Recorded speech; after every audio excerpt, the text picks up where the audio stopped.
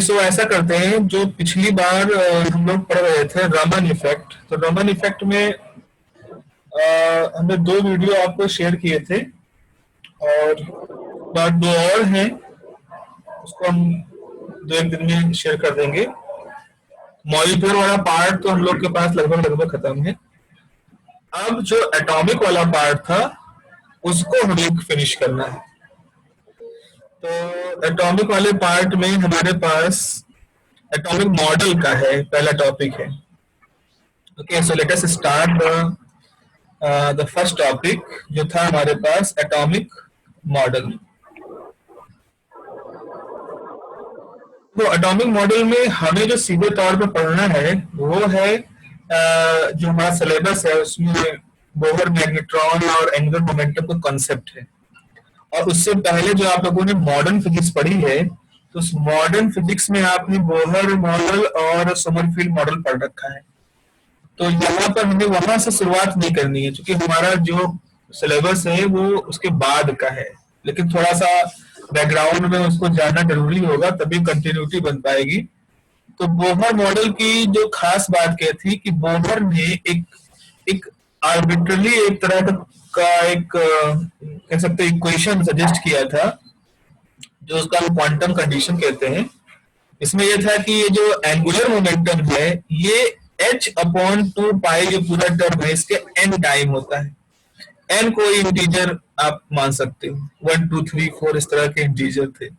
तो इस कॉन्सेप्ट के बेस पर वो स्टेशनरी ऑर्बिट का कॉन्सेप्ट बताते हैं।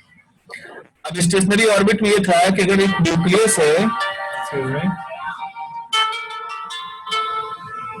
तो अगर एक न्यूक्लियस है तो न्यूक्लियस के चारों तरफ जो इलेक्ट्रॉन के लिए अलाउड एनर्जी लेवल्स हैं वो सारी एनर्जी लेवल इस कंडीशन को सेटिस्फाई करेंगे, या कह लो जो एनर्जी जो ऑर्बिट इस कंडीशन को फुलफिल करेंगे वही स्टेशनरी ऑर्बिट के फॉर्म में गिने जाएंगे। क्योंकि पॉसिबिलिटी तो इनफाइनाइट है, आप अगर चाहें तो आप यहाँ पर इनफाइनाइट सर्किल्स बना सकते हैं, लेकिन सारे सर्किल स्टेशनरी ऑर्बिट नहीं होंगे, वही होंगे जिनके लिए ये कंडीशन फुलफिल होगी।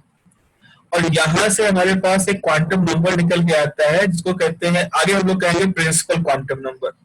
तो बोहर के मॉडल में इस कॉन्सेप्ट से energy level, stationary energy level, इन सब की बात कही, और साथ ही साथ पहली बार हमारे पास एक कॉन्सेप्ट आता है कि क्वांटम नंबर होता है, और ये क्वांटम नंबर असल में एक क्वांटम कंडीशन को अप्लाई करता है।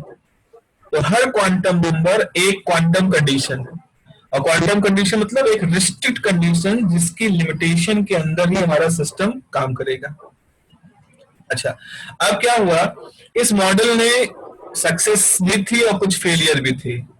फेलियर में जो सबसे मुख्य फेलियर था कि जो फाइन लाइंस थी हाइड्रोजन के स्पेक्ट्रम में, जब वो जो एक लाइन थी इसको जो माइक्रोस्कोपिकली देखा गया तो असल में कई लाइनों का एक समूह था, तो इनको फाइन लाइन कहते हैं। ये फाइन लाइंस क्यों बनती हैं, क्या है इसका ओरिजिनेशन, ये हमारे पास बोहर मॉडल से नहीं पता चल रहा था। तो इसको थोड़ा सा क्लेरिफाई करने के लिए फर्दर समरफील्ड एक मॉडल प्रपोज करते हैं। मॉडल क्या है, करेक्शन होता है, तो आप कह सकते हो कि एक करेक्शन मॉडल था, इसीलिए इसको बोहर समरफील्ड मॉडल भी कहा जाता है, उसी में करेक्शन था। तो समरफील्ड क्या कहते हैं कि जो बोहर का मेन अजम्पशन था, मेन अजम्पशन क्या था कि सर्कुलर ऑर्बिट होते हैं। तो बोहर के मॉडल में समरफील्ड ने कहा कि सर्कुलर के अलावा एलिप्टिकल भी एक पॉसिबिलिटी है। उनका बेसिक जो आर्गुमेंट था वो ये था कि जो इलिप्स होता है, जिसकी मैथमेटिकल इक्वेशन हमारे पास है इस तरह से, तो ये इलिप्स का एक जनरल केस होता है सर्किल। अगर ए और बी बराबर हो जाए तो हमारी इक्वेशन जो होगी वो इस तरह से कन्वर्ट हो जाएगी, और ये इक्वेशन ऑफ सर्किल है। तो equation of circle actually equation of ellipse से ही डिराइव होती है।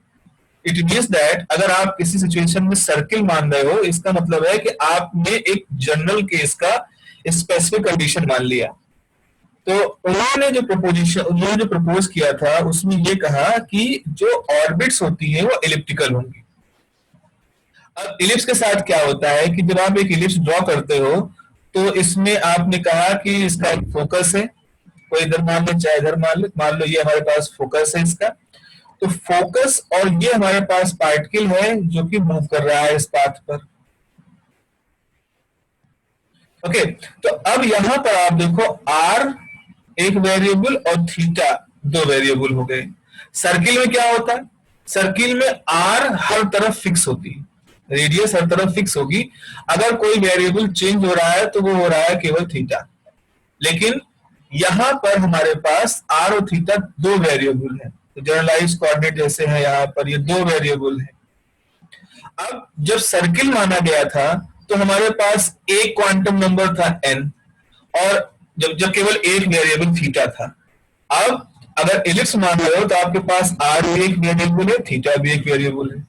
तो जब हमारे पास ऑलरेडी दो वेरिएबल है तो इसका मतलब है यहाँ हमारे पास दो क्वांटम नंबर आएंगे। एक क्वांटम नंबर आर जो वेरिएबल उसके लिए होगा, और एक क्वांटम नंबर थीटा जो है उसके वेरिएबल के लिए होगा। तो समरफील्ड मॉडल की जो सबसे इम्पोर्टेंट कंट्रीब्यूशन है वो इसी को हम मान सकते हैं। एक रिलेटिविस्टिक करेक्शन भी था, उसके अलावा जो यहाँ जो मेन कंट्रीब्यूशन है वो ये था कि उन्होंने दो क्वांटम नंबर को प्रपोज किया, एक एन आर है और दूसरा एन थीटा है। और आखिर में उन्होंने कहा कि जो टोटल क्वांटम नंबर होता है वो असल में इन्हीं क्वांटम नंबर्स के सम के बराबर होता है। इसको प्रिंसिपल क्वांटम नंबर कहा। तो बोहर के मॉडल में हम जो प्रिंसिपल क्वांटम नंबर देखते हैं वो समरफील्ड के हिसाब से इन दो क्वांटम नंबर के सम के बराबर है।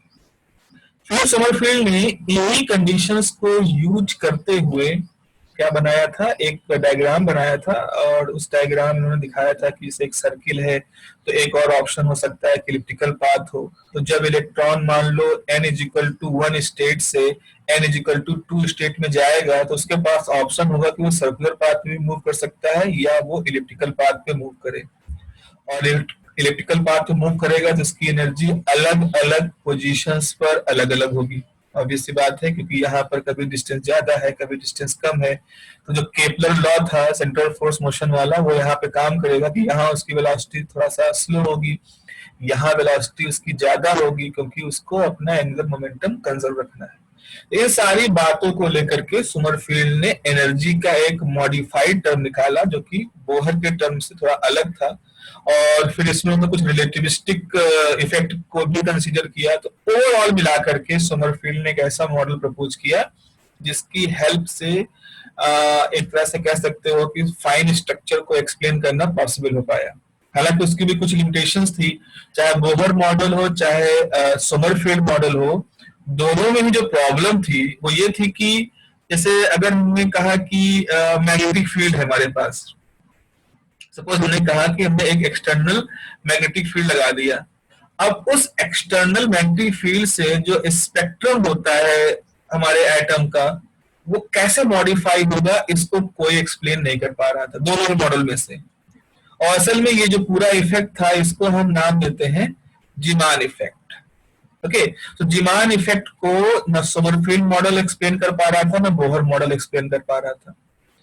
और जीमान इफेक्ट को जब एक्सप्लेन करने की बारी आएगी आगे इन सिलेबस में है हमारे, तो हम देखेंगे कि इसको समझने के लिए फिर हमें क्वांटम मैकेनिक्स की जरूरत पड़ेगी, और क्वांटम रूल्स वगैरह स्पिन का कॉन्सेप्ट यहाँ पर जब तक नहीं कंसीडर करोगे तब तक जीमान इफेक्ट को एक्सप्लेन नहीं कर सकते। तो यहाँ तक का इतना हम मान रहे हैं कि आपने मॉडर्न फिजिक्स में यहाँ तक तो कम से कम पढ़ा है। तो यहाँ तक अगर किसी तरह कुछ पुराना डाउट हो तो पूछो, फिर हम लोग अपना आगे शुरू करते हैं। तो हर कोई बात सुन रहा है हमारी? Yes sir. ओके, अब से एक यस सर।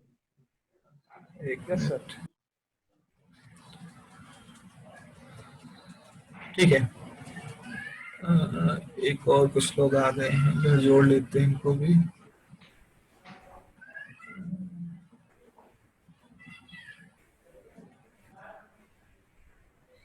हाँ, अच्छा, एक रिक्वेस्ट है, तुम लोग थोड़ा सा ये करना कि जो तुम लोग के नाम है उस नाम से अपनी आईडी को रिनेम कर लेना। तो अभी तुम लोग के रिनेम नहीं है तो उसका ओप्पो है, ओप्पो के नाम से आ रहा है, जैसे गैलेक्सी हो गैलेक्सी के नाम से आ रहा है। अब ओप्पो वाला कौन है? उसको एक बार रिस्टार्ट करके ऑडियो ऑन कर लो, तब तुम्हें सर की आवाज आएगी। कौन है ओप्पो वाला?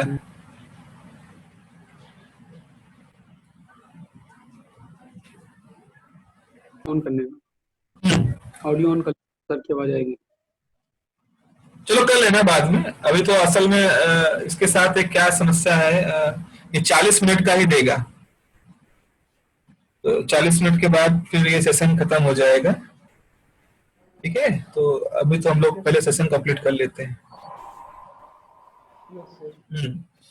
चलो फिर आगे बढ़ते हैं। अब हम लोग को पढ़ना है जो इस बार का कॉन्सेप्ट है यहाँ का अपने सिलेबस का, वो है ऑर्बिटल मोशन या एक्चुअली बेसिकली हम कहेंगे कि हमें बोहर मैग्नेट्रॉन का कॉन्सेप्ट समझना है। सो हमें समझना है concept of Bohr magnetron. Magnetron होता है, मैग्नेट्रॉन नहीं, बोहर मैग्नेट्रॉन।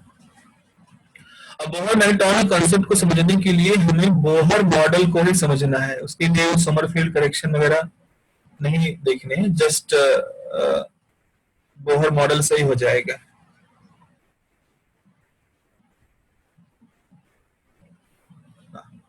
देखो ऐसा होता है कि आप सोचो कि एक न्यूक्लियस है और न्यूक्लियस के बाहर एक इलेक्ट्रॉन, मान लो हाइड्रोजन एटम के लिए बात करें तो एक इलेक्ट्रॉन है और वो इलेक्ट्रॉन एक सर्कुलर ऑर्बिट में, ग्राउंड स्टेट है, एस ऑर्बिटल है आप कह लो, तो वो सर्कुलर फॉर्म का ही होगा।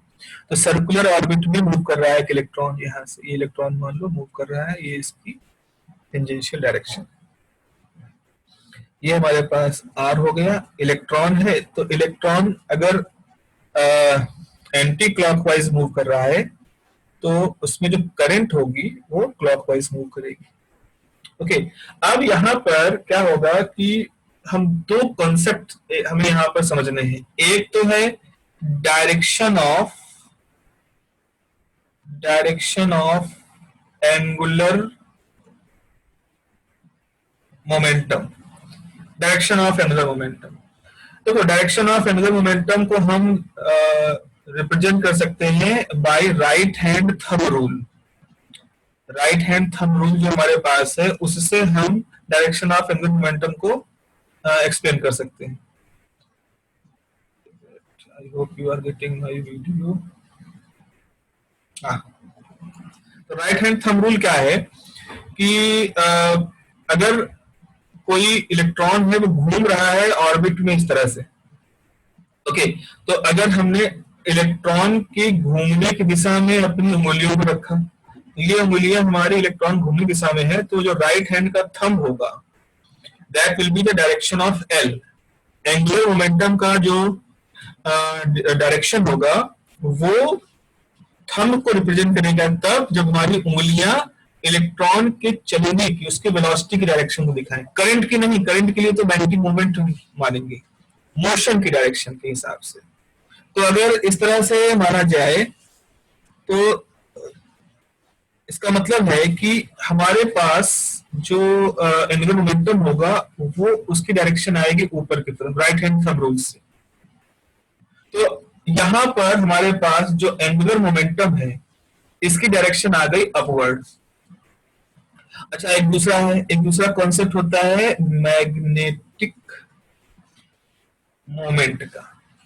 मैग्नेटिक मोमेंट थर्मोडायनेमिक्स, इलेक्ट्रोडायनेमिक्स में पढ़ा होगा, तो जब हम बैलिस्टिक गैल्वेनोमीटर पढ़ते हैं तो वहां इसको देखते हैं कि मान लो हमारे पास एक कॉइल है और उस कॉइल का जो एरिया है वो ए है, तो कॉइल का परपेंडिकुलर जो डायरेक्शन होता है वो डायरेक्शन ऑफ एरिया होता है, आउटवर्ड हम ले लें।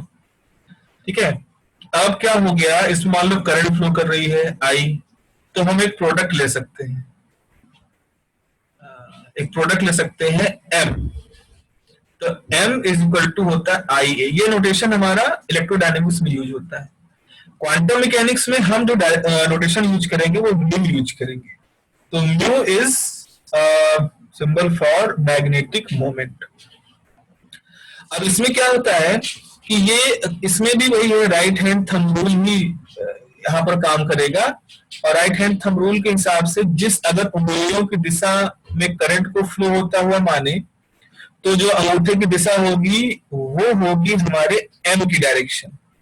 तो क्या हो रहा था, देखो डायग्राम में, देखो इस डायग्राम में ये हो रहा था कि करंट इस तरफ फ्लो कर रही है। तो अगर करंट इस तरफ फ्लो कर रही है तो आपको क्या करना होगा, आप इस तरह से उंगलियों को लेंगे उल्ट करंट दिशा में, तो हमारा अंगूठा नीचे चला जाएगा। राइट हैंड का ही लेना, लेफ्ट हैंड के लिए सब उलट जाएगा। तो अब यहाँ पर जो डायरेक्शन ऑफ म्यू है वो इस तरह से है। तो म्यू की डायरेक्शन और एल की डायरेक्शन अपोजिट है, देख रहे हो ना यहाँ पर, ये म्यू की डायरेक्शन है और एल की डायरेक्शन। तो इस डायग्राम से आप देख पा रहे हो कि एल होगा अपवर्ड, एल अपवर्ड है और मैग्नेटिक मूवमेंट डाउनवर्ड है। तो इसको हमेशा ध्यान रखेंगे हम लोग। इलेक्ट्रॉन के लिए है ये, प्रोटॉन के लिए सब पॉजिटिव पार्ट के लिए अगर मानोगे, मतलब उसकी कोई रिलेवेंस है नहीं, बस जस्ट फॉर एक कंप्लीशन के लिए बता रहे हैं। अगर यहाँ पार्ट पॉजिटिव पार्ट के लिए होता तो ये सब कुछ पलट जाता और उस समय एल और म्यू की डायरेक्शन एक ही होती। ओके, सो अब थोड़ी सी मैथमेटिक्स यहाँ पर कर लें। जैसे मान लो कि हमारे पास करंट निकाल सकते हैं जो करंट इलेक्ट्रॉन के मूव करने से है। तो करंट होता है चार्ज अपॉन टाइम। अब ये कौन सा टाइम है, इलेक्ट्रॉन को इस ऑर्बिट में चक्कर पूरा करने में लगने वाला टाइम है, यानी इसका टाइम पीरियड है। तो टाइम पीरियड कैसे निकालोगे, टाइम बराबर होता है डिस्टेंस अपॉन वेलोसिटी। मान लें इलेक्ट्रॉन जो इस ऑर्बिट में घूम रहा है उसकी वेलोसिटी v है और इसका पूरा जो पाथ होगा उसकी लेंथ 2 पाई r है, तो 2 पाई r by v। So now अब हम यहाँ से करंट निकालेंगे। Current is e upon 2 pi r v, यहाँ से हो जाएगा ev बाई 2 पाई r, ये करंट। अब जो मैग्नेटिक मोमेंट का कॉन्सेप्ट है वो कहता है मैग्नेटिक मोमेंट ऑर्बिटल होना है तो इसमें हम एल लगा देंगे। आगे हम यूज करेंगे कि म्यू बराबर एल होता है एंगुलर मोमेंटम का सिंबल, तो पहले हम इसको यूज कर रहे हैं, तो म्यू एल। तो म्यू बराबर होता है, नोटेशन चेंज कर दिया, लेकिन मैथमेटिकली ये होगा करंट इनटू एरिया।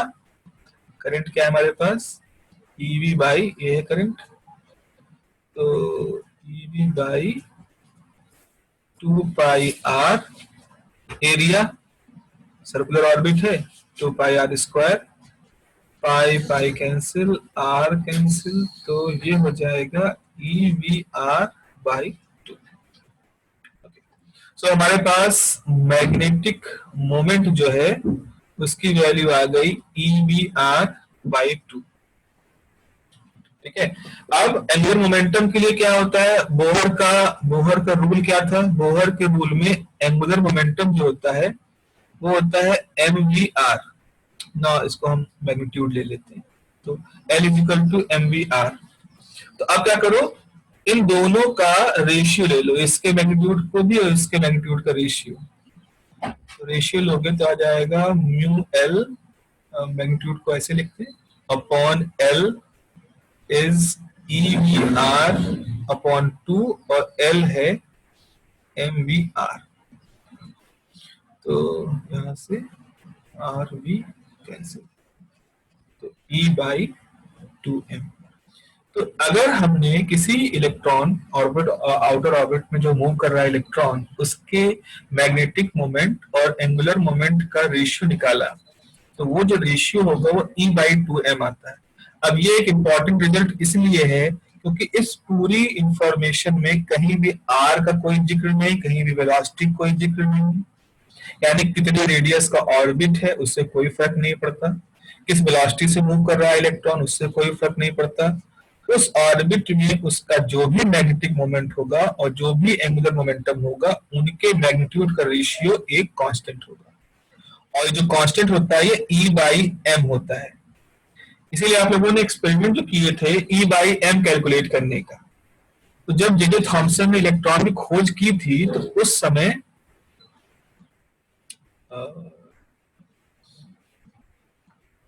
ओके हाँ, तो जब हम लोगों ने जे थॉमसन ने जब इलेक्ट्रॉन की खोज की थी तो उन्होंने सीधे ई नहीं कैलकुलेट किया था, एक्चुअल उन्होंने ई बाई एम ही कैलकुलेट किया था। देन बाद में न्यूटन ने जब चार्ज ऑफ इलेक्ट्रॉन डिस्कवर किया, देन फिर वो मास वगैरह को भी हम एक्यूरेटली निकाल पाए। तो E by M is important term. तो इस पूरे टर्म को हम एक नाम देते हैं जायरो मैग्नेटिक रेशियो। जायरो वर्ड जो है वो घूमने से जुड़ा होता है और मैग्नेटिक मोमेंट यहाँ पर दिख रहा है, तो इन्हीं सबको मिला करके एक नाम आया हमारे पास जायरो मैग्नेटिक मोमेंट।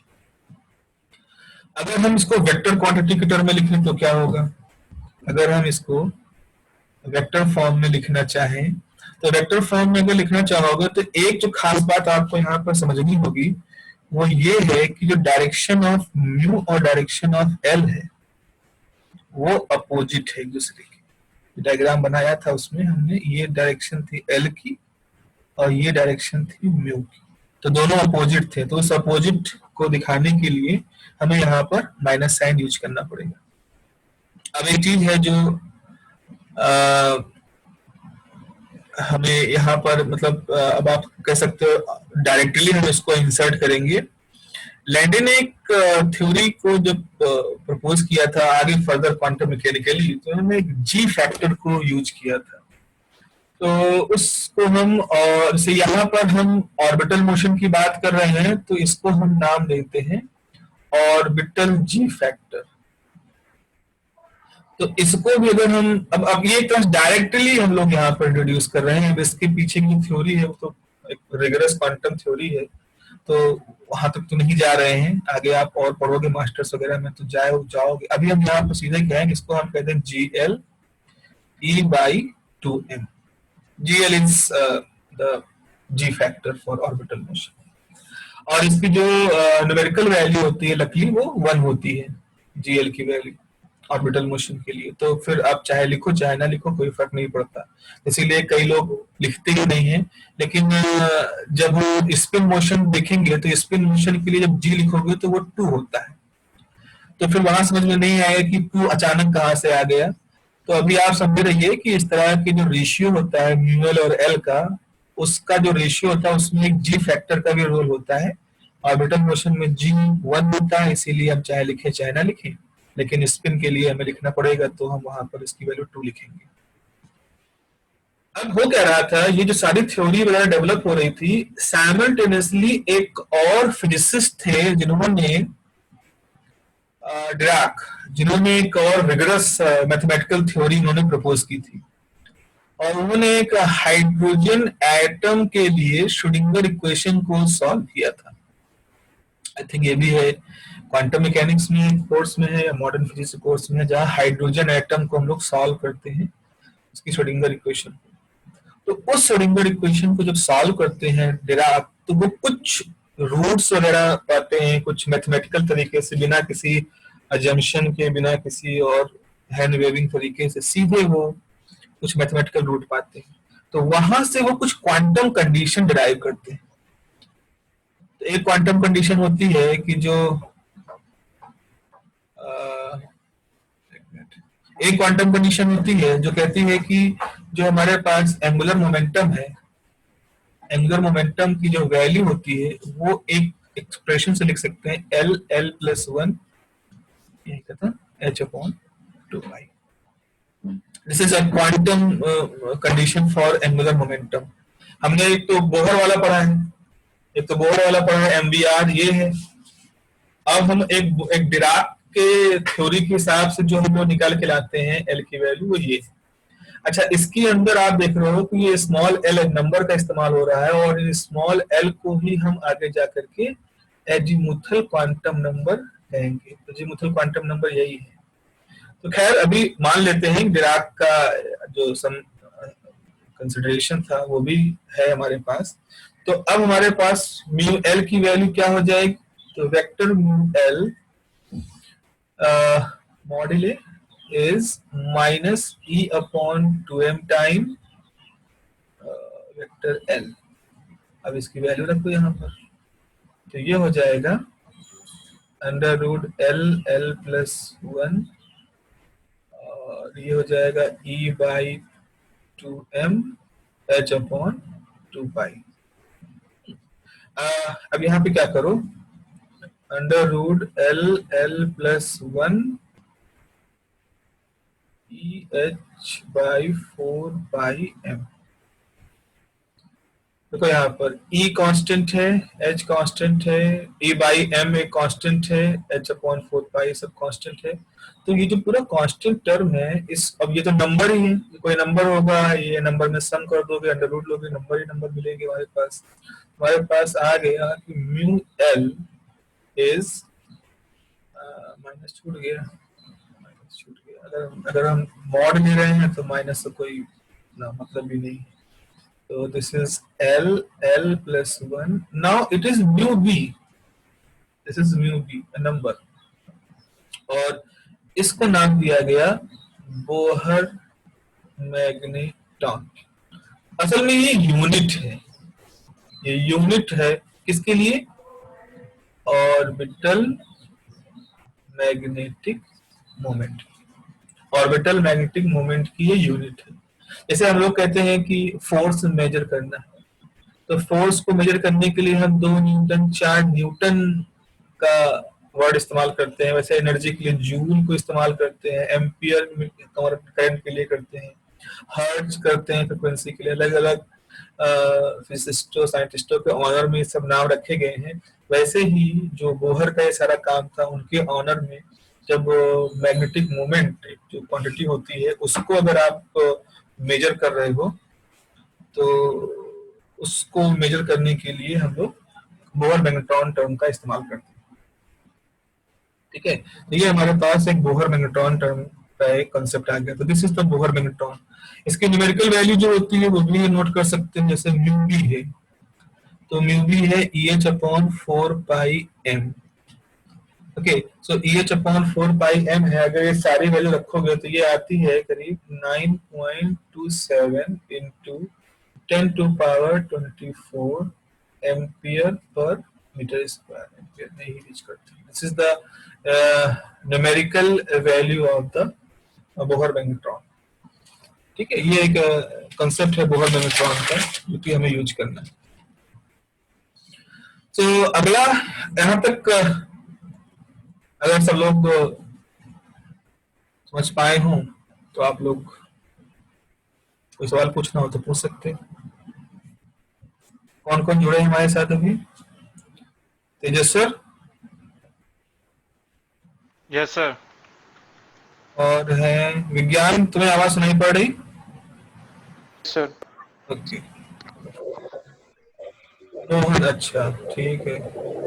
सर एक बार स्क्रीन ऊपर कर दीजिए, हल्की सी अपनी ये स्क्रीन ऊपर करिए। एक क्वेश्चन ऊपर था, समझ नहीं आया था एक लाइन। क्या कर रहे? सर ये स्क्रीन आप थोड़ा स्क्रॉल अप करिए, मतलब ऊपर एक सर एक पॉइंट है जो समझ नहीं आया था। अच्छा सर इसके ऊपर वाला स्टेप सर और थोड़ा ऊपर सर। हाँ सर, ये वाला new L equal to -E/2m। Sir ये इधर इधर। अरे ये वही है, देखो यही तो है फॉर्मूला, ये वाला नीचे फॉर्मूला। सर डायरेक्ट के नीचे सर ये थीटा है कि अच्छा, क्यों, ये आया कहाँ से?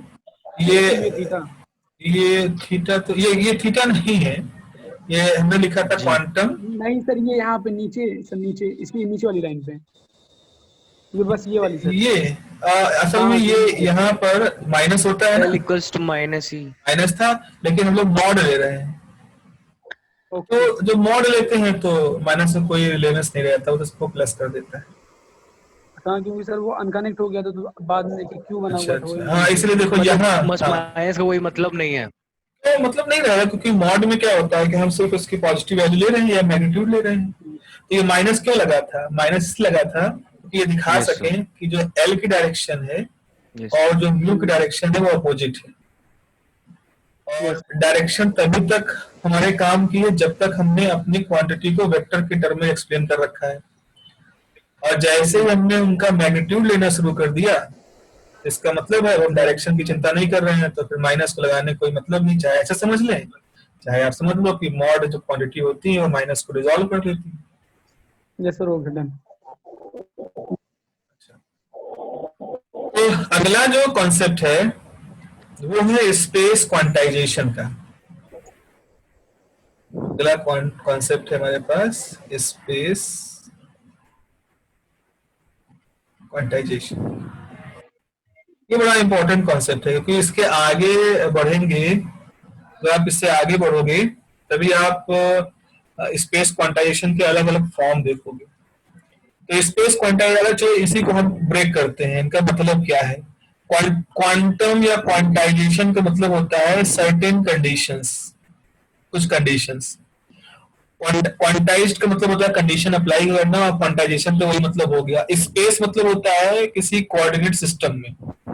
तो आप ओवरऑल अगर इस वर्ड का मतलब समझना चाहो तो स्पेस क्वांटाइजेशन का मोटे मोटे तौर पे मतलब ये है कि आप कुछ कोऑर्डिनेट ओरिएंटेशन वगैरह में कोई कंडीशन लगाने वाले हो। अब इसको समझ लेते हैं। इसको समझने के लिए थोड़ा सा पीछे जाना पड़ेगा। पीछे मतलब एक एक दूसरा कॉन्सेप्ट हमें समझना होगा, जिसको हम कहते हैं लार्मर प्रिसिशन। लार्मर प्रिसिशन देखो ऐसा होता है, प्रिसिशन का मतलब क्या है? तीन चीजें होती हैं। एक होता है कि सर्कुलर मोशन, एक होता है रोटेशनल, और एक होता है रोटेशनल। प्रिसिशन। ये तीनों चीजें घूमने से जुड़ी हुई हैं। सर्कुलर से आपने एक पत्थर लिया, उसमें धागा बांध दिया, और फिर आपने पत्थर घुमाना शुरू किया, तो पत्थर जो है वो इस सेंटर के बाद घूम रहा है। इसे हम नाम देंगे सर्कुलर मोशन। ठीक है। रोटेशन में क्या होगा? लट्टू लिया, ये लट्टू है, इसमें Yes, कील लगी है। अब ये लट्टू जो है इसको हमने तेजी से घुमाया, तो ये अपने इस एक्सिस के अबाउट जो घूम रहा है इसको रोटेशन कहेंगे। ऐसे अर्थ हमारी रोटेट करती है अपनी एक्सिस पर। एक समय ऐसा आता है जैसे लट्टू बिल्कुल सीधा खड़ा होता है, जब बहुत तेज नाच रहा होता है तो लट्टू बिल्कुल सीधा खड़ा होता है टिप पर।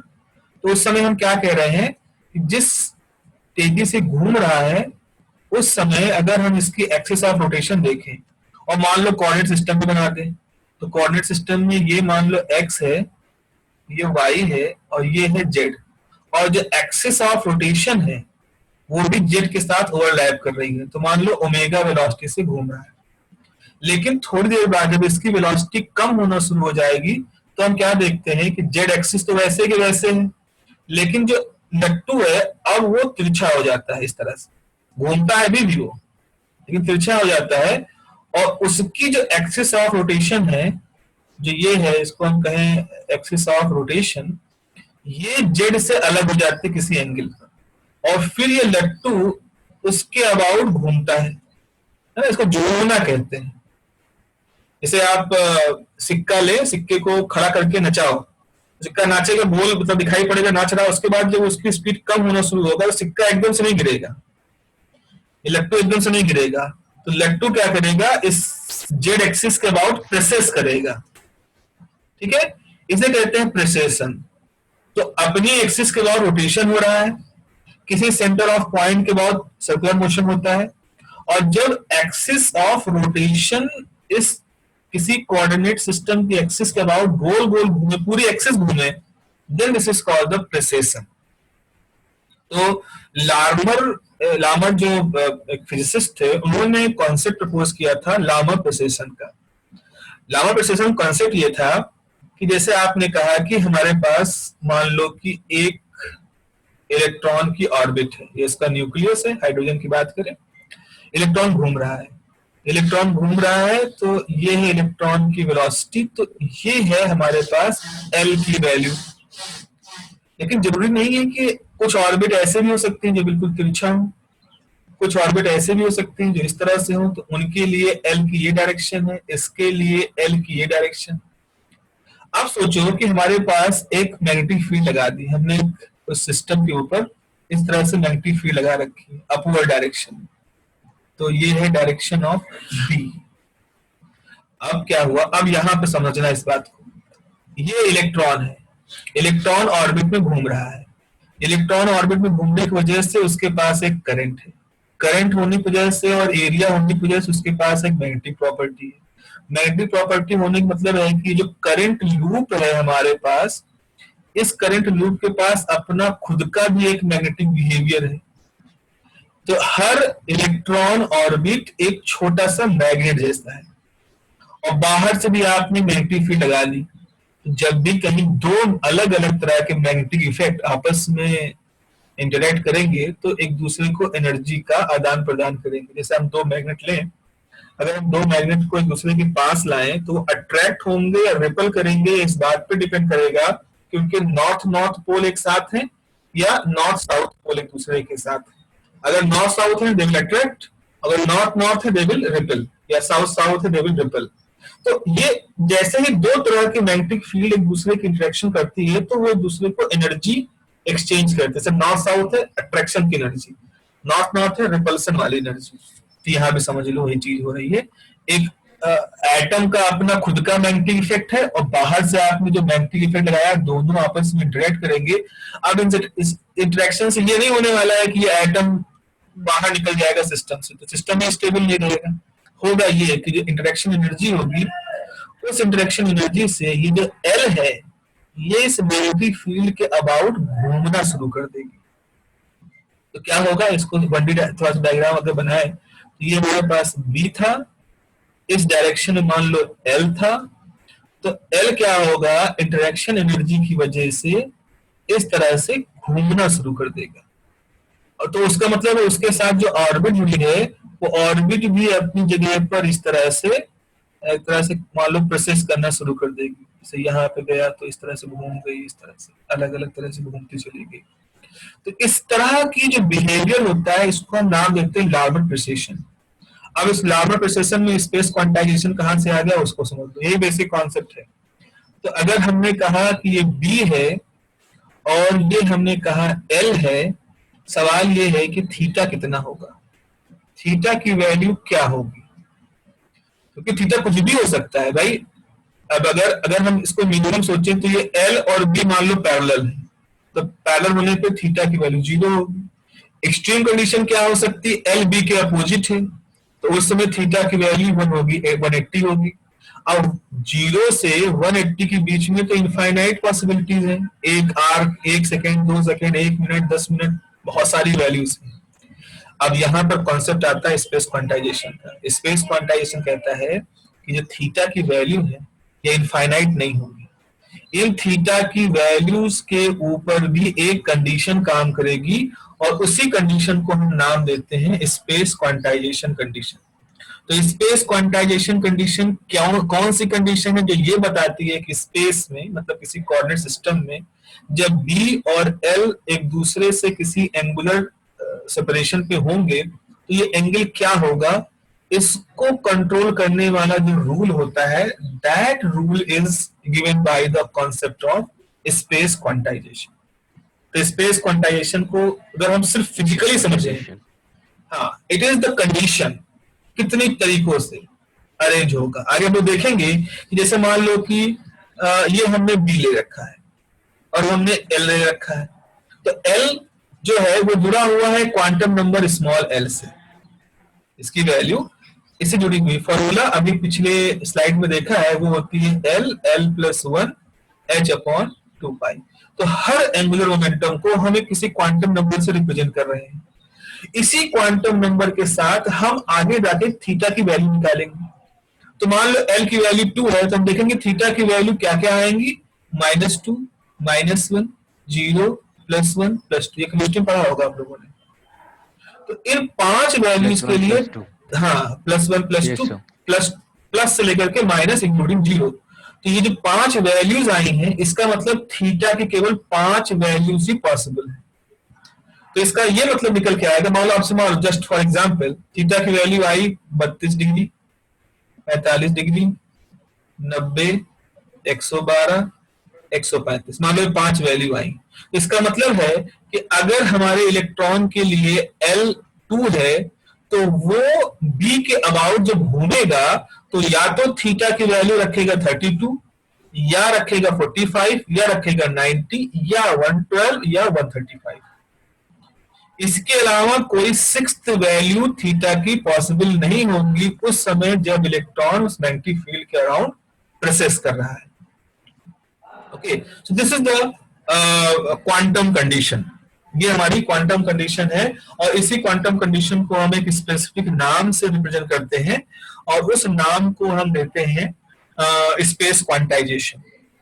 ठीक है बच्चों? तो ऐसा करते हैं, अभी तो हम ये सेशन यहीं पे खत्म कर रहे हैं क्योंकि